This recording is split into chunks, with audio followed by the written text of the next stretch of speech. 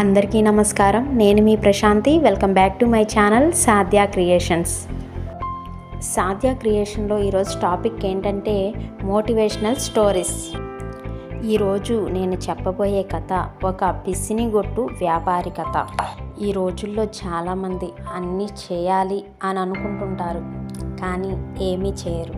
గాలిలో మేడలు కట్టడం తప్ప. ఏదైనా మంచి పనిని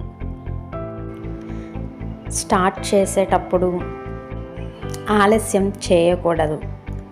అది కష్టమైన నష్టమైన ఒక అడుగు ముందుకు వేయాలి, అంతేగాని గాలిలో మేడలు కట్టకూడదు, అలాగే లేట్ చేయకూడదు. ఇంకా కథలోకి వెళ్ళిపోదాం.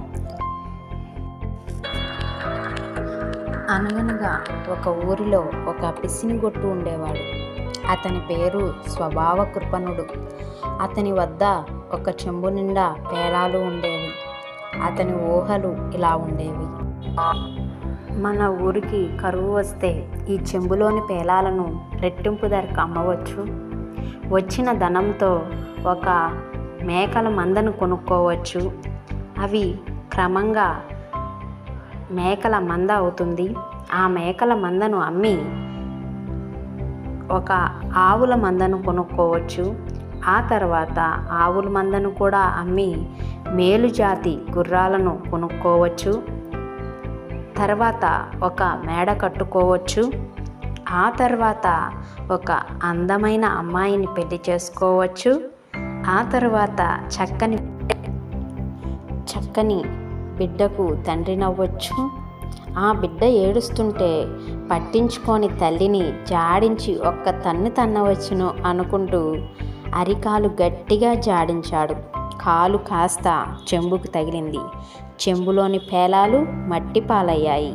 పిసినిగొట్టు కుయ్యో మొర్రో అని దుఃఖించాడు, రోదించాడు. కాబట్టి ఆ పిసినిగొట్టులాగా మనం అందరం ఉండకుండా గాలిలో మేడలు కట్టడం మాని కార్యాచరణకు దిగడం ఉత్తమం. దురాశ దుఃఖానికే చేటు అన్నట్టు ఈ కథ ద్వారా మనకు తెలిసింది. కాబట్టి ఎప్పటికైనా దురాశ దుఃఖానికి. కాబట్టి ఇలాంటి మంచి మంచి కథల కోసం సాధ్య క్రియేషన్ ఛానల్ను సబ్స్క్రైబ్ చేసుకొని పక్కనే ఉన్న బెల్ ఐకాన్ను ప్రెస్ చేయడం ద్వారా మన వీడియోస్ అన్నీ మీ మొబైల్లోకి నోటిఫికేషన్ రూపంలో వస్తాయి. ఇప్పటి వరకు వీడియోని వీక్షిస్తున్న మీ అందరికీ ధన్యవాదాలు. Thanks for watching. Have a nice day.